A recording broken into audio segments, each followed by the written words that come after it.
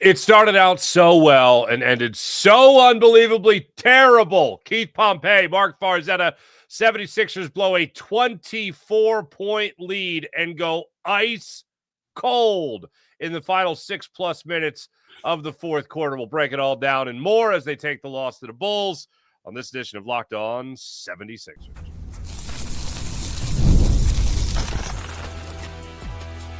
You are Locked On 76ers, your daily Philadelphia 76ers podcast, part of the Locked On Podcast Network, your team every day. And we do thank you for making Locked On 76ers your first listen every day, part of the Locked On Podcast Network, your team every day. This particular episode brought to you by the Game Time app. Download the Game Time app, create an account, use promo code LOCKEDONNBA for $20 off your first purchase. Keith, very simple question. What the hell happened? Maxey looked like he was going to score 60 tonight. The Sixers look like they're going to blow out the Bulls, another top team in the Eastern Conference. And the wheels absolutely fell off. We're used to the third quarter collapse, Keith. The fourth quarter collapse is going to take some getting used to, and I hope I don't have to get used to it. But they absolutely just disintegrated through the entire second half. What happened? What happened is they started trying to play hero ball, right? What happened is they reverted back to the Sixers that we saw the last two seasons. The one team that where, 1 year Joel Embiid, what is it? He scored 70 points. They have the top scoring duo, him and Maxey. The next year, Paul George looks okay. Then Embiid comes around, and then they go back to the two-man game, and they struggle. And that's what happened. I mean, it just seemed like they play hero ball. Tyrese Maxey had 39 points, but he shot 2 for 8 in the fourth quarter, right? Joel Embiid shot 0 for 5, had a 0 in the fourth quarter. He was 1 for 5 in the third. And what happens is they were either doing a two-man game or they were trying to take people one-on-one, right? And guys were standing around, just standing around. And then guess what happened? The last play of the game, Quentin Grimes is ice cold, but the last play of the game is kind of like, okay, baby, you got to bail us out. Come on, man. Michael Jordan, Steph Curry might not have bailed them out by standing around watching the whole game. But when you look at it, they got caught up in the two-man game, Mark. They missed their last 11 field goals. They didn't make a field goal, in the final 6 minutes, right? But what happened is it was hero ball, unfortunately. And again, I get it. The two best players on the floor. But right now, you have to be able to recognize what your strengths are. You got Quentin Grimes. You got VJ Edgecombe. You got Kelly Oubre playing like, Lord, y'all better not take me out of this starting lineup. You have a lot of different things, and it's crazy. And the funny part, not the funny part, but the sad part is the two games that they lost, unfortunately, was the two games that Joel Embiid finished the game. And he played well, but he got tired. I mean, in all honesty, it looked like everyone, and this is not an excuse as much as it is an indictment. So I don't bring this up to be like, oh, they got tired. It's okay. No, the hell with that. They got tired. I'm just yeah. But the two games they lost are the two games that they went away from Adem Bona down the stretch. Yeah. If this is the first game of the back-to-back, then they're really going to be in trouble tomorrow night against the Cavs. I mean, if you can't close out this game with that kind of lead and you go that kind of cold towards the end, it doesn't really bode well for what could happen when you have to play another game right after this one. You mentioned getting tired. You mentioned, the way things fell apart there. I did think of you around I think it was around the 5:40 mark, Joel Embiid checked back into the game. Sixers did not score a field goal. He looked like, you talk about, one-on-one. It looked like Maxey wanted to go one-on-one a lot. It looked like Joel Embiid wanted all the smoke from Nick Vucevic, and Nick Vucevic had every answer for him. Maybe he got away with a foul or two while D'ing up on Joel Embiid. But there were a couple of plays there that I was looking at with Joel Embiid. One was the one-legged, off-balance top of the key 3-point attempt that Grimes passed up on a 3-point opportunity. Now, before the final play, we'll get to that more in a second, Grimes was 0 for 4. So it looked like Grimes was being a little shy late in that fourth quarter as well. He decided not to take that three. Instead, he gave it up to Joel Embiid. He had a couple of seconds left on the shot clock. Embiid hoisted up, one-legged, fadeaway three, clanked it off the rim. Then there was another opportunity where he was down close to the block. He had an open lane to the basket, a defender coming on him. Instead of taking it to him and trying to get the contact and the N1, which is what he has done a lot of throughout his career, even this season, despite the injury that he's trying to come back from, he holds up, waits for Nick Vucevic to come in and guard him, and then he's got no play. He ends up losing it. Vucevic gets a little hand on it. They end up going the other way, and that's when VJ Edgecombe, I believe that's when he had the goaltending down the defensive end for another 2 points there to the Bulls. It was absolutely, I totally agree, hero ball, guys trying to be one-on-one, guys trying to put it all on their shoulders as opposed to using everybody else on the floor, and it looked like the ball movement just stopped. It stopped. And here's the one thing that the ball stopped. The offense was horrible. But there was it was a really bad defensive play as well. So the bad defensive play that I'm talking about is when Nick Vucevic hit that three with 3.2 seconds left. I don't know if you paid attention to it, but Joel Embiid was guarding him. And then Joel Embiid was basically looking because he was, they was off to the side in the corner three. And then next thing you know, he was standing there and the guy drives the lane. Giddy, yeah. And what Joel did was he left his man and ran to the middle of the basket, and they just fired up, and my man was wide open and buried the three.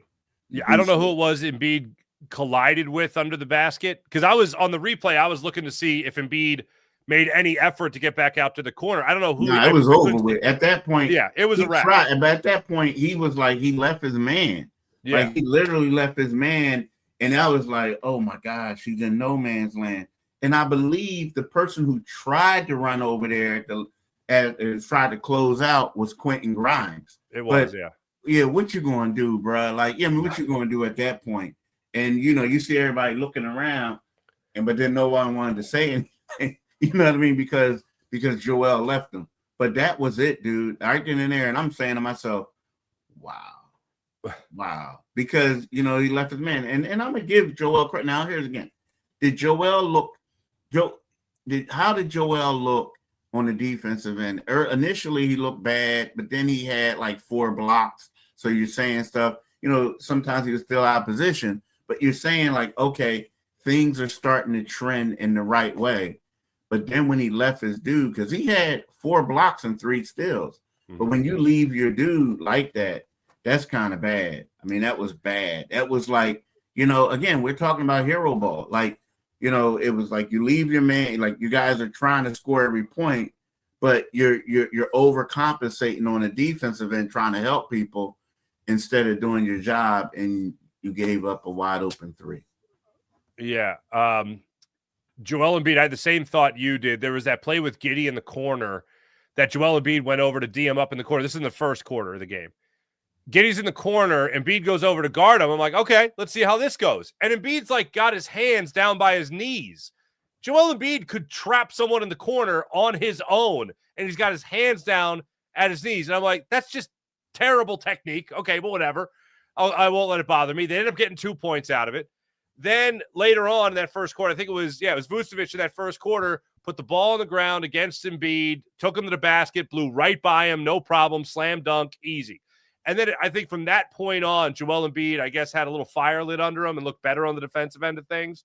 But that last play, he saw Giddey driving the lane, or should be driving to the basket, came over to collapse on him.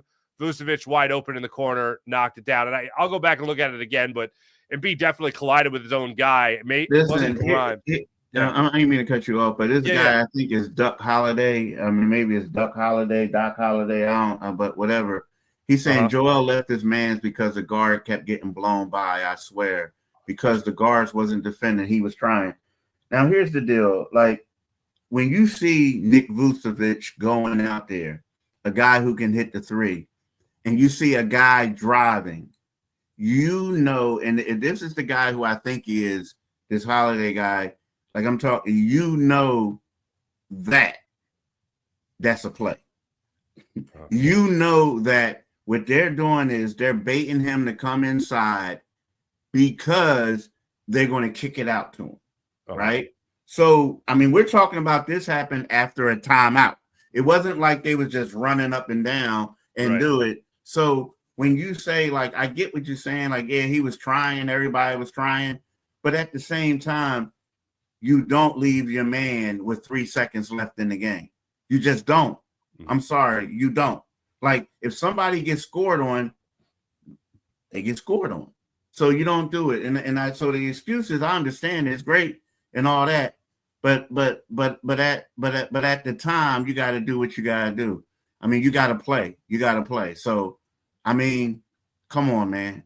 Let's keep it 100, dude. Let's keep it 100. Like, yo, I mean, you're saying they're trying. You don't think Tyrese Maxey was trying? You don't think VJ Edgecombe was trying? Everybody tries, dude. Like, if you don't try, you ain't in the league anymore. Right. When we come back, we got to talk about the play that Nick Nurse drew up and Quentin Grimes tried to make his coach look smart. And unfortunately, it didn't work out so well. We'll talk about that when we return. This is Locked On 76ers and a Locked On 76ers YouTube channel. Back right after this. And now I'm going to tell you about the Game Time app. Basketball season. Oh, it's so upon us right now.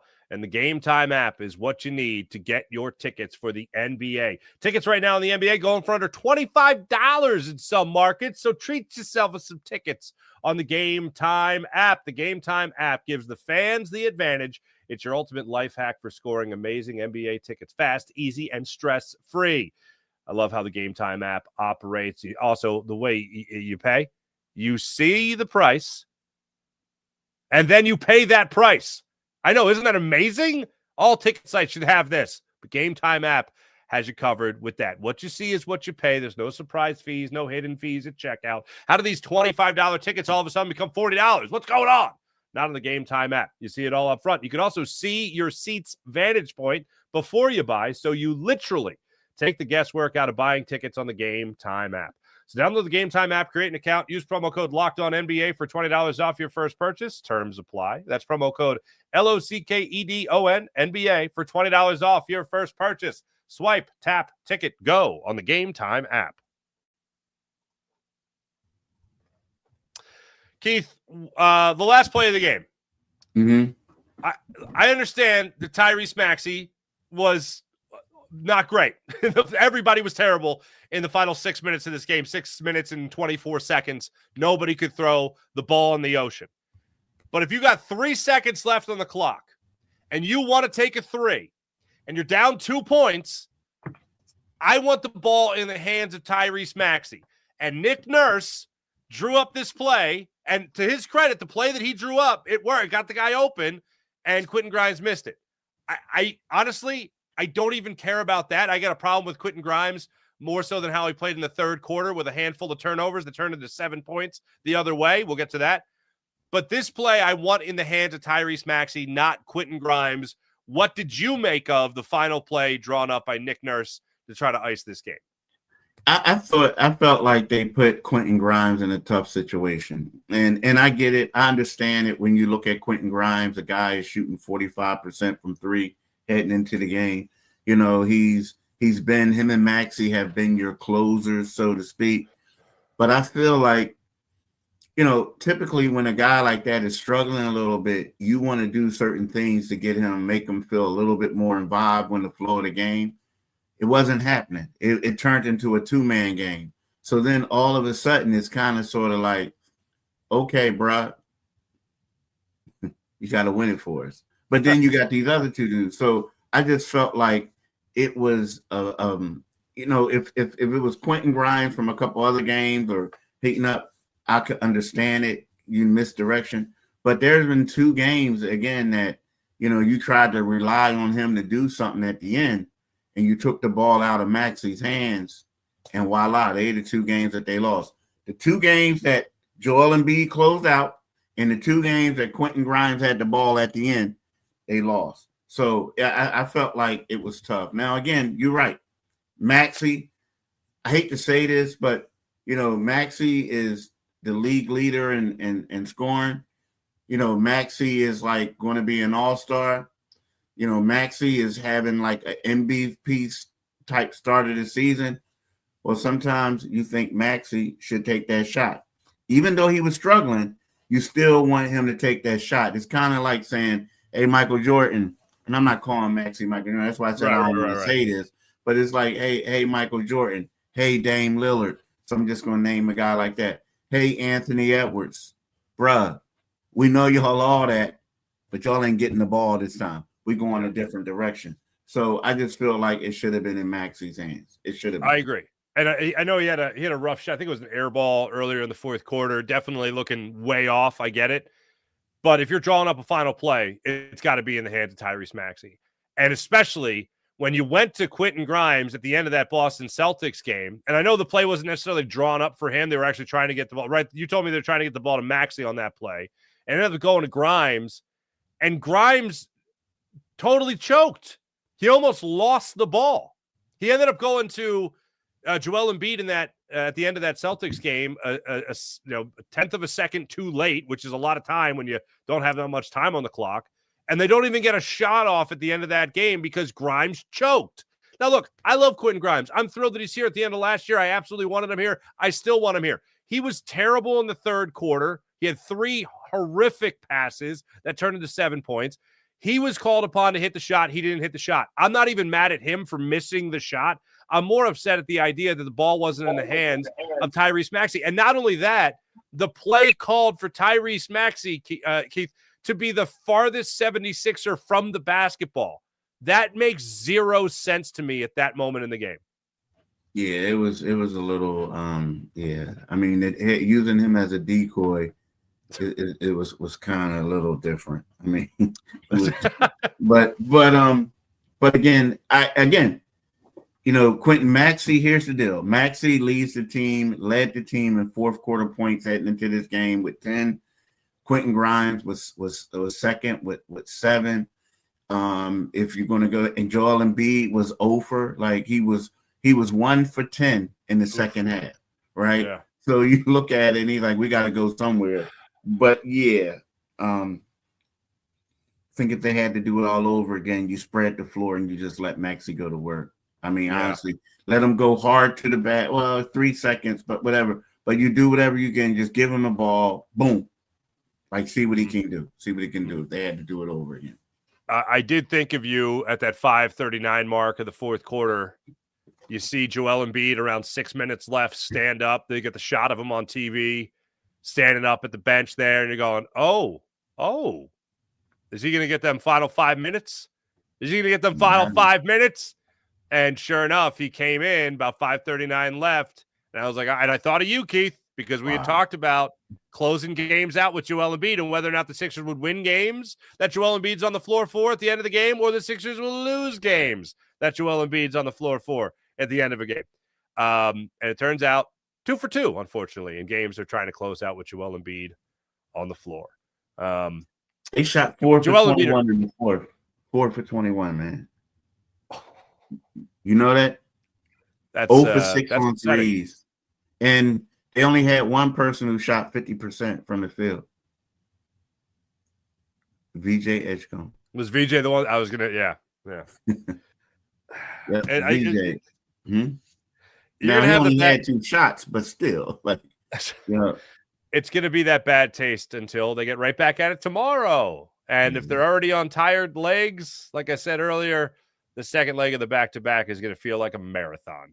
Good times. All right, when we come back, we'll talk a little bit more about Jared McCain, what we saw from him, and how the Sixers pick up the pieces after this game and try to bounce right back against another tough opponent in the Cleveland Cavaliers. All that and more when we return. This is Locked On 76ers. Like and subscribe on Locked On 76ers YouTube channel. Back after this. Now, let me tell you about FanDuel. and all FanDuel has to offer. Right now, new customers on FanDuel can get $300 in bonus bets when their first $5 bet wins. The NBA is back, and there's no better place to get in on all the action than FanDuel, the official sports betting partner of the NBA. If you miss the start of a game or you want to ride a hot hand, for instance, FanDuel has live bets on everything from who will score next to fourth quarter comebacks. Not so fun tonight for Sixers fans, but for Bulls fans, I'm sure they enjoyed it. Plus, you can even combine your live bets into same-game parlays for a shot at an even bigger payout. It keeps every game exciting, especially when your team's making the late push, unlike the 76ers. And right now, once again, FanDuel is giving new customers $300 in bonus bets when your first $5 bet wins. So head to FanDuel.com to sign up and play your game at FanDuel at FanDuel.com, official sports betting partner of the NBA. So head over to FanDuel.com and download the FanDuel app today at FanDuel.com. Looking at Jared McCain's numbers, not great, obviously, in his first game back for this new campaign. His 24th NBA game after only playing in 23 games last year. Keith, we saw Jared McCain leave a little bit to be desired. Not a lot of optimism tonight. He totaled 15 minutes, got just one rebound, had 2 assists, was 0 for 4 from the field, 0 for 2 from beyond the arc, was a -5 overall on the night. Look, you and I don't believe we set a high bar. I think I said maybe at most he plays 20 minutes tonight. He played 15. This was a game that all I could say, which is the least you could say, at least he got his feet wet. Yeah, I mean, I'm not like. Here's the thing. I think he'll do fine, do well. Like, it's funny. I do on Twitter and on Blue Sky, whatever, and IG. I do something, and it's called like the day before, like give me predictions of the game, like what's going to be the score. And I always say how many points said players are going to score. And I'm looking at this Jared McCain thing, and a lot of people were saying 17, 22, this and that. And I'm thinking, slow down a little bit. Like, he hasn't played since December. And don't get me wrong, like we talked about today, or earlier today, we talked about how he looked good, but he looked good in those shooting drills. But it's kind of sort of like how guys look at football practice before they put on the pads. You know what I mean? Like, it looks good until you get out there and get those live bullets. So, to me, I'm looking at it like you said. He got his sweat up. He did what he had to do. And now what's going to happen is he's going to get integrated more so into what they're trying to do. And when that happens, we're going to start seeing the benefit. But it's going to take them a couple games. Like, this was the start. This was the first game. It's kind of like how Joel used to be. Like, Joel Embiid would be out for like maybe 4 or 5 games. Then he would come back, and that first game, everybody's looking at him being sluggish. And then the next game, he would like step up and play better.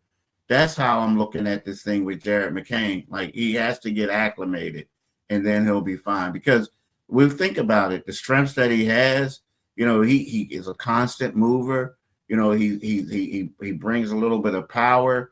He's a really good shooter. When guys close out on him, he can like put the ball on the floor and drive the lane and get a little floater or whatever. So I'm not concerned about today.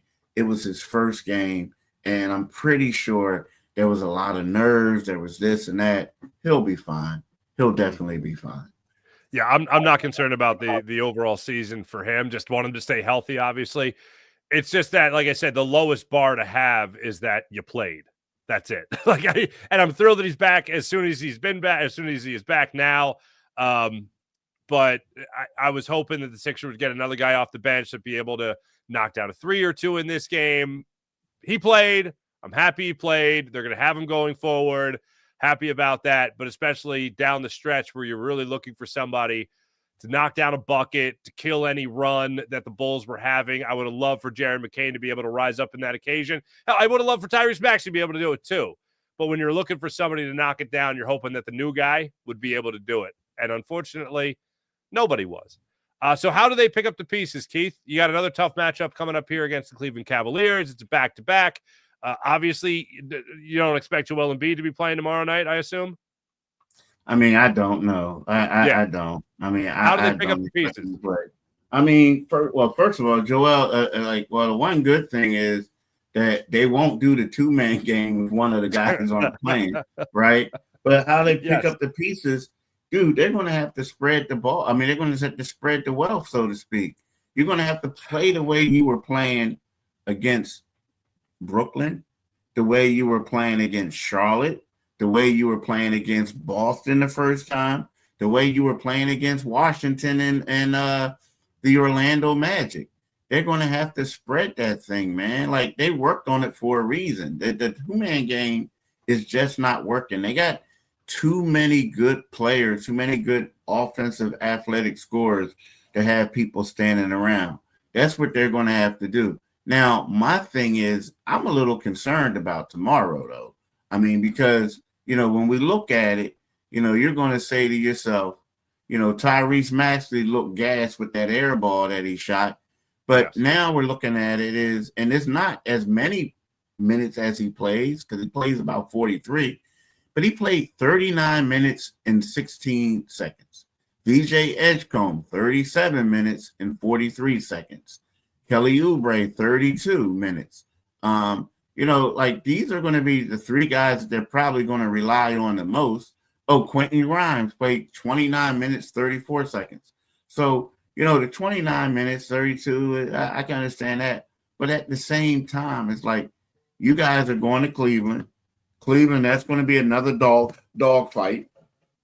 And how's your body going to recover from that? That's my question. How's the body going to recover? Now, here's something else that we talk about. Let's talk about ball movement. Let's talk about gunning. So I told you how many minutes Tyrese Maxey played, 39, right? Yes. He had 26 shots. VJ Edgecombe, 37 minutes, so 38. He had 12 shots. Kelly Oubre, 33 minutes. I'm just rounding up. He had 11 shots. Quentin Grimes, 30 minutes, 11 shots. Joel Embiid played 25 minutes and 33 seconds. He had 21 shots. Jeez. That seems like a lot, Keith. That seems like a lot. It's more than a little bit. Well, like you said, I don't think we're going to have to worry about that two-man game tomorrow night. By the way, I glanced down at the chat. I saw somebody say Joel Embiid said he's never playing back-to-backs. He's said that before, and then you've seen him playing a back-to-back. But I would certainly think this year he's going to hold true to that, especially in the first couple of months of the season at the very least. Keith, we'll be breaking it down again tomorrow night. You want to run this back tomorrow night, you and me? We're going to run it back. We'll run it back. Yep.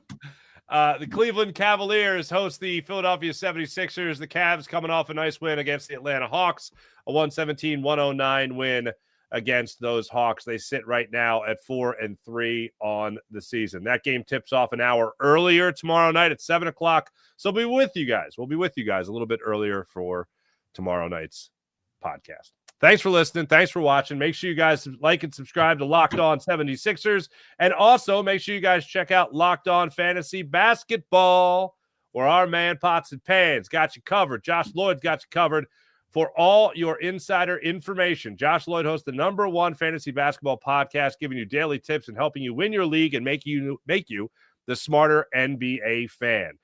Find Locked On Fantasy Basketball wherever you find your podcast, wherever you listen to your podcast, and also on YouTube, part of the Locked On Podcast Network, your team every day. For Keith Pompey, I'm Marc Farzetta. We'll be back with you guys tomorrow to break it down even further on Locked On 76ers. See you guys tomorrow after hopefully a win against the Cleveland Cavaliers. See you then. Pots and pans.